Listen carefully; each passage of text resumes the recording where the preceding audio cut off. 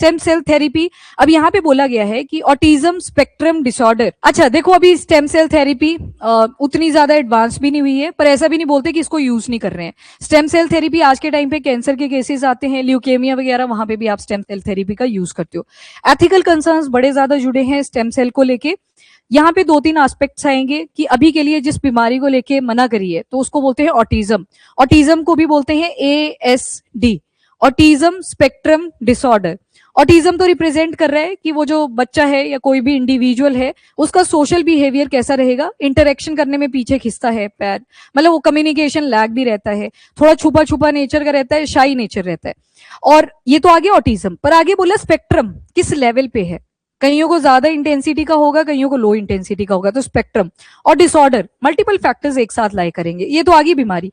अभी honourable supreme court की तरफ से एक रूलिंग आती है कि ये जो ऑटिज्म स्पेक्ट्रम डिसऑर्डर है, इसके लिए कोई भी पेरेंट्स अगर परमिशन लेते भी हैं कि हमको स्टेम सेल थेरेपी करवानी है, कि जो भी चेंजेस हुए हैं मेंटली हेल्थ के अंदर, आप नहीं यूज कर सकते। क्यों नहीं कर सकते? क्योंकि अभी इस बीमारी के लिए या इस डिसऑर्डर के लिए, डिसऑर्डर ज्यादा बेटर रहेगा, बीमारी के लिए आप डिजीज वर्ड यूज करते हो, तो इस डिसऑर्डर के लिए आप स्टेम सेल थेरेपी का यूज नहीं करोगे। रीजन बिहाइंड क्लिनिकल ट्रायल्स की इसमें कमी है, कोई साइंटिफिक बेस इसका अभी के लिए नहीं है, तुक्का मार रहे हो मतलब इन शॉर्ट।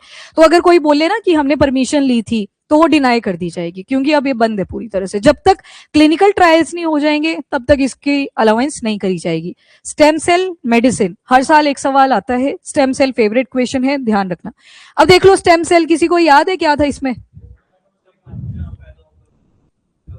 हाँ, जैसे बच्चे का बर्थ हुआ, हाँ अम्बिलिकल कॉर्ड में होता है ये, ठीक है ठीक है। अब होता क्या है, स्टेम सेल का इन शॉर्ट मतलब है कि टेंडेंसी टू रीजनरेट। जैसे स्टेम सेल से आप लीवर चाहे लीवर को उगा सकते हैं, हार्ट को चाहे हार्ट को बना सकते हैं, हर एक ऑर्गन, हर एक पार्ट ऑफ द बॉडी। पर सारे पार्ट्स भी नहीं बनते। पेपर में थोड़ा सा आपको ध्यान रखना है, स्टेम सेल की एक टाइप आती है टोटिपोटेंट स्टेम सेल। देखो स्टेम सेल तो कॉम्प्रिहेंसिव वर्ड है, जिसका मतलब ही क्या है, रीजनरेशन। टोटिपोटेंट के अंदर 2 कैटेगरीज आएंगी, नहीं, एम्ब्रियोनिक और दूसरा आएगा एक्स्ट्रा एम्ब्रियोनिक। एक्स्ट्रा पे आ गया सवाल, पर फिर भी आप याद रखोगे, एक्स्ट्रा एम्ब्रियोनिक। देखो आपको याद होगा, सभी को ही पता ही है, स्पर्म एंड ओवम का फ्यूजन क्या फॉर्म होता था, जाइगोट। जाइगोट कितने सेल? 1 सेल। अब यही क्या करेगा, डिवाइड, यही क्या करेगा, ग्रो, और यही क्या फॉर्म करेगा, बच्चे को। बच्चे की जो फॉर्मेशन होगी ये सारा जाइगोट से शुरू होगा। जाइगोट की जब डिवीजन होगी, मतलब 1 सेल के 2 बनेंगे, 2 से फिर 4 बनेंगे, 4 के 8 बनेंगे, 8 के 16, 16 के 32, इस तरह से जब ये प्रोसेस चलेगी तो पहले क्या आएगा, एम्ब्रियो। ब्लास्टोसिस्ट और मॉर्यूला वगैरह की बात नहीं मैं कर रही, वो थोड़े डीप चले जाते हैं, तो हम ऊपर से देख लेते हैं। फिर इसके बाद क्या आएगा, फीटस, और इसके बाद जो बच्चा न्यूली बॉर्न होता है उसे क्या बोलते हो, इन्फेंट। ये तो आगे स्टेजेस। एक्स्ट्रा एम्ब्रियोनिक, देखो जब बच्चा बाहर आता है सबसे पहले क्या कट कर दिया जाता है, जो उसकी अम्बिलिकल कॉर्ड होती है। तो एक्स्ट्रा एम्ब्रियोनिक के अंदर याद रखना, जब ये बच्चे की फॉर्मेशन हो रही थी मदर के यूट्रस के अंदर, तो सबसे पहले यहाँ पे क्या होती है, इम्प्लांटेशन। इम्प्लांटेशन का मतलब क्या था कि ये जब एम्ब्रियो वगैरह फॉर्म हो जाएंगे तो यहाँ पे आके जुड़ जाएंगे, और जैसे यहाँ पे जुड़ेंगे तो क्या बोलेंगे उस प्रोसेस को, इम्प्लांटेशन। प्लांटेशन से याद रख लेना, इम्प्लांटेशन इसको बोल दिया। अब जैसे इम्प्लांटेशन होगी यहाँ पे क्या फॉर्म हो जाएगा, क्या किस चीज के साथ ये कनेक्ट होगा, प्लेसेंटा। प्लेसेंटा जो होता है वो एक हार्ड सा सब्सटेंस आपको मिलेगा, इसके साथ फिर वो अम्बिलिकल कॉर्ड जुड़ी होती है, और बच्चे की जो नाभि वाला पॉइंट होता है, नाभि बाद में बनती है, दैट इज अम्बिलिकल कॉर्ड की वजह से। तो और दूसरी चीज क्या बनेगी, अम्बिलिकल कॉर्ड। अब ये जो embryonic, extra embryonic totipotent stem cell हैं, सिर्फ यही क्या बना सकते हैं, प्लेसेंटा और अम्बिलिकल कॉर्ड को। जब बच्चा पैदा हो गया उसके बाद तो कट कर दिया, उसके बाद उसकी जरूरत नहीं बची। तो आप अगर बोलें कि कौन सा ऐसा सेल है जिसके अंदर सब कुछ ही बनाने की टेंडेंसी है, वो टोटिपोटेंट स्टेम सेल आएगा, पर उसकी भी कौन सी कैटेगरी, एक्स्ट्रा एम्ब्रियोनिक वाली, क्योंकि इसके अंदर सब कुछ बनाने की टेंडेंसी थी। वो जो अम्बिलिकल कॉर्ड बनी थी वो बनाने की भी, और जो प्लेसेंटा था उसको बनाने की भी। पर जैसे ही अब ये रिमूव कर दिया जाए तो बाकी के सेल क्या बच गए, एम्ब्रियोनिक सेल।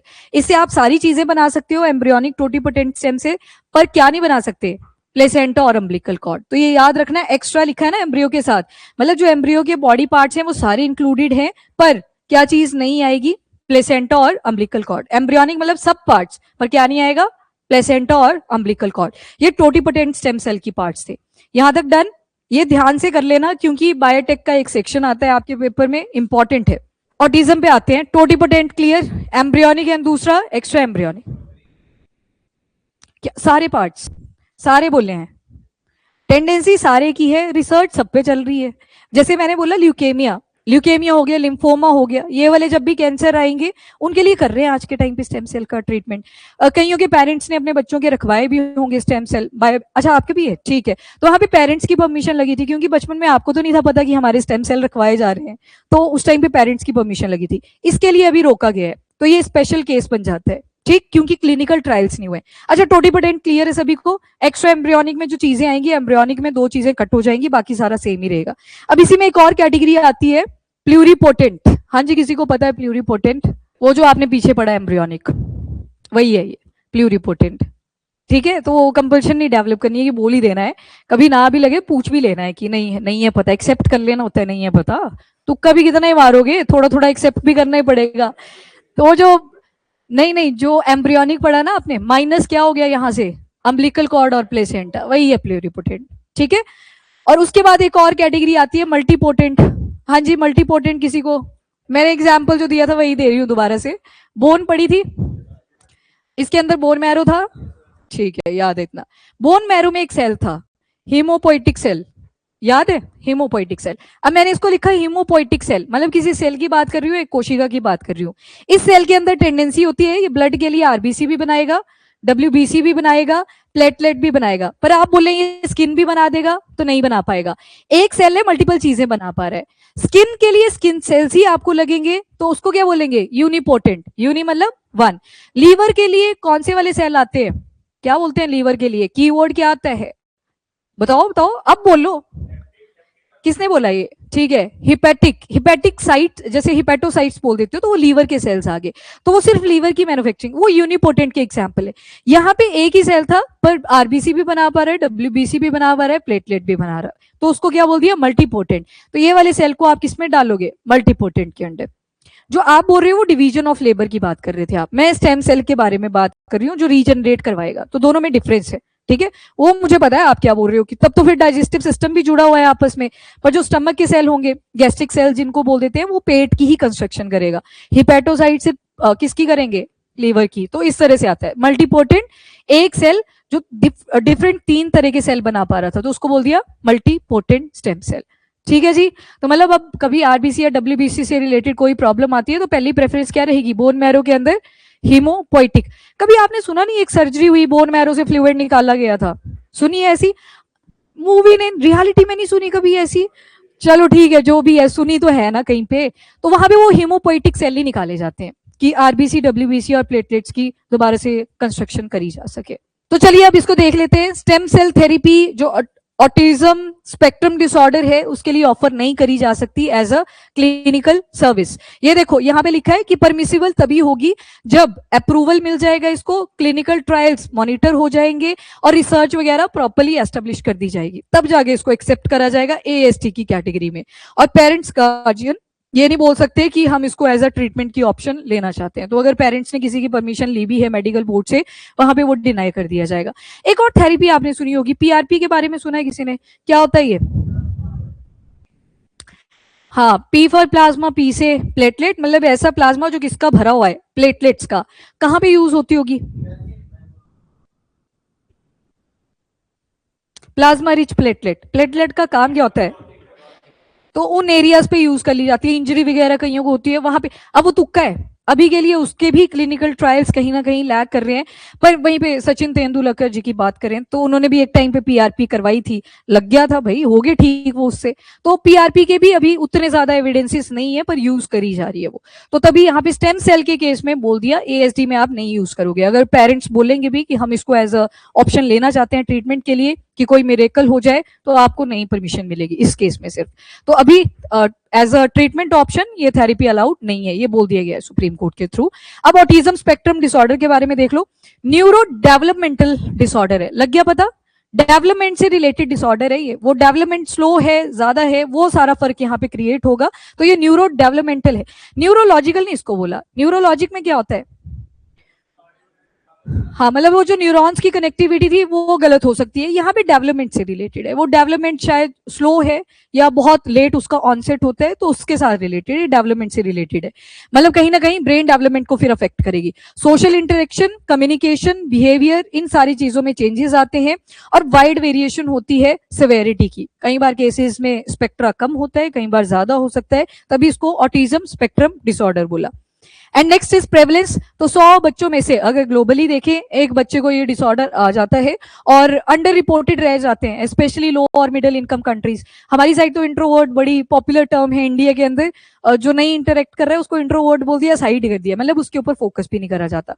अब वैसे ही अगर चाइना की बात करें, यूएस आ गया, कोरिया, साउथ कोरिया आ गया, तो यहाँ भी काफी बात होती है। कल ही जैसे हमने नॉर्थ कोरिया की भी बात करी थी कि उसकी लड़की की आजकल बड़े सारे शॉट्स आते हैं। आज देखना इंडियन एक्सप्रेस के फ्रंट पेज पे उसी का आया है कि शायद अगली लीडर यही बनने वाली है, अभी छोटी सी है पर उसको बोल दिया है पहले कि ये लीडर बने। पीछे बड़े खुश हो रखे हैं सारे लोग, पता ही है सबको कितने अगर खुश हैं, तो वो सारी चीजें हैं नॉर्थ कोरिया वालों की। एनीवेज वहां पे तो छोड़ ही दो इन केसेस को। कॉजेस क्या क्या हो सकते हैं? दोनों फैक्टर है, जेनेटिक भी हो सकता है, एनवायरमेंटल फैक्टर भी हो सकता है। कई बार आपने देखा हो अगर किसी जनरेशन के अंदर, मतलब दादू या उनके परदादा थे बच्चों के, तो उनमें कोई मेंटल डिसऑर्डर था, वो एक जनरेशन छोड़ के अगली जनरेशन में भी कई बार आ जाता है। तो जेनेटिक फैक्टर तो रहते हैं, प्लस एनवायरमेंट तो अब प्रिवेल कर ही रहा है।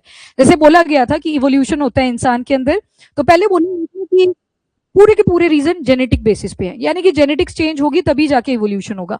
पर बाद में बोला नहीं, इवोल्यूशन में जेनेटिक 50% अगर कंट्रीब्यूट कर रहे हैं तो 50% एनवायरमेंट भी कंट्रीब्यूट करते हैं। तो सेम यहाँ पे बोला गया। और कईयों को लगता है कि वैक्सीन की वजह से ऑटिज्म प्रिवेल कर गया, तो यहाँ पे इसका बोला गया है कि वैक्सीन की वजह से कभी भी ऑटिज्म नहीं आता। एसोसिएटेड कंडीशंस क्या क्या हो सकती है? एपिलेप्सी आ जाती है। एपिलेप्सी क्या होती है? हाँ, उसमें होता क्या है, जो दो तरह की प्रोटीन्स होती है मसल्स के अंदर, एक एक्टिन होती है, एक मायोसिन होती है। मसल कॉन्ट्रैक्ट और रिलैक्स करता है, यहाँ पे फटाफट से करता है, तो ऐसे लगता है कि बॉडी मतलब बहुत फटाफट से शिवर कर रही है, तो वैसी जैसी दिखती है। मिर्गी के दौरे टाइप आपने सुनी होगी एक टर्म, तो वही आती है एपिलेप्सी। अब एपिलेप्सी में भी स्पेक्ट्रा होता है, कईयों में ज्यादा होती है शिवरिंग, कईयों में कम होती है, कईयों में ऐसे जंप सी आ जाते हैं, बहुत ही ज्यादा कॉन्ट्रेक्शन और रिलैक्सेशन जब होती है। देन आती है एंजाइटी, डिप्रेशन, स्लीपिंग डिसऑर्डर होते हैं।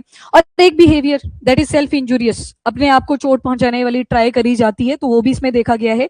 इंटेलेक्चुअल एबिलिटी रेंज कर सकती है स्वेयर इंपेयरमेंट से अबव एवरेज तक, मतलब कम भी हो सकती है, ज्यादा भी हो सकती है, तभी इसको क्या लिखा? स्पेक्ट्रम। स्पेक्ट्रम यही रिप्रेजेंट कर रहा है, ज्यादा कम का फर्क पड़ सकता है।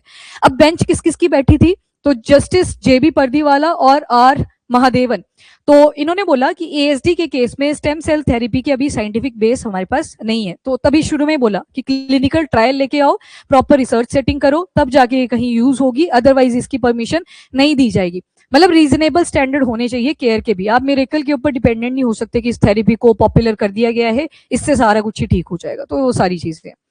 Then inform consent not valid. यहाँ पे अब पेरेंट्स ये नहीं बोल सकते कि हमने यहाँ से परमिशन ली थी, वहां से परमिशन ली थी, एक बार सुप्रीम कोर्ट ने बोल दिया है कि नहीं यूज करना है, तो मतलब नहीं यूज करा जा सकता इसको as a solution, as a treatment.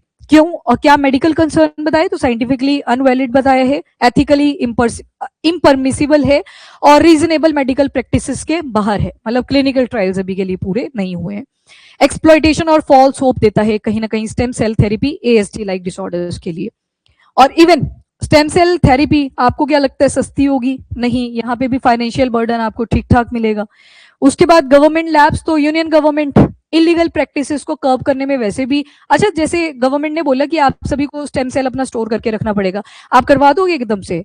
Majority नहीं करवाएंगे। क्यों नहीं करवाएंगे? बोला जाएगा जैसे डाटा आपका लीक हो जाता है वैसे आपका डीएनए भी लीक हो सकता है, तो इलीगल प्रैक्टिसेस बहुत सारी होती है इन चीजों को। अब सोचो स्टेम सेल से आप एक ऑर्गन बना सकते हो, तो ऑर्गन की भी तो तस्करी होती है, इलीगल ट्रैफिकिंग होती है। डॉक्टर्स ही ज्यादा, मतलब डॉक्टर भी नहीं होता, बस आता भी अगर कट करने, तो आपको क्या पता है अंदर से क्या निकाली है? किसी की कभी सर्जरी हुई हो, किसको है पता क्या ऑर्गन है क्या नहीं है? लगता है कोई पता?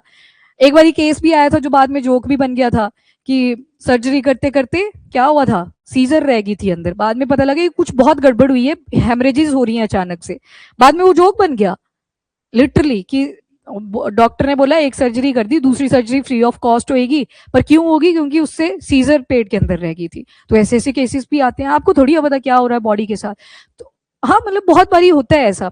एक बारी मैंने अपने ही किसी एरिया में देखा था एक केस, उस लेडी की सिजेरियन से बच्चा डिलीवर हुआ था, और उनसे ना पट्टी नहीं होती व्हाइट कलर की, वो रह गई थी अंदर ही। और सोचो वो ब्लड जब ड्राई हो रहा होगा वो कितनी चिपक रही होगी बॉडी के अंदर। वो सोचे कि मतलब जब सर्जरी हुई तब भी इतनी पेन नहीं हुई, पागल ही होने वाला काम हो गया था। बाद में जब देखा तो इतनी लंबी एक पूरा पट्टी का वो जो स्लॉट था वो अंदर ही रह गया था। सोचो यूट्रस के अंदर, इधर बच्चा डिलीवर हुआ है और ऐसे सिचुएशन भी आ, तो ऐसे ऐसे केसेस भी आ जाते हैं। ठीक है, एनीवेज। और ये जो थेरेपीज हैं ये कौन कौन से एरियाज को वायलेट करती हैं? तो new drugs and clinical trial rules, जहां पे पूरा बोला है कि बिना क्लिनिकल ट्रायल के आप किसी भी बीमारी के लिए आप ये अश्योर नहीं कर सकते कि इससे ठीक हो जाएगा। And then drugs and cosmetic act 1940 और आईसीएमआर का national guideline for stem cell research 2017। Then court की डायरेक्शन क्या क्या है? तो बस यही कि रेगुलेटरी बॉडी होनी चाहिए कि इनका मिसयूज ना हो, वो जो हर चीज में बोलते हैं, और एक सेंटर लेवल से ओवरसाइट होती रहनी चाहिए बार बार। स्टेम सेल की रिसर्च कहां तक पहुंची, क्या एविडेंसेस इसके प्रेजेंट है, तो ये सब चीजें।